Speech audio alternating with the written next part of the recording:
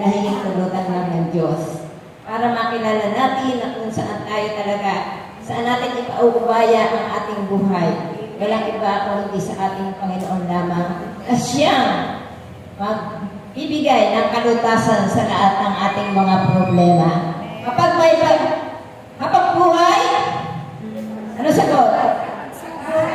Habang buhay, may problema. Kung wala na tayong problema, ando na tayo sa Holy Cross. Kaya, bawat problema, may solusyon. Amen? Praise the Lord. Palapakan natin ang ating Panginoon. Praise Yahweh. Ayan. Sino pa po ang magpapatotoo sa naranasan nila ngayong araw na ito? Huwag po kayo mahiya. Hihintay po kayo ni Lord.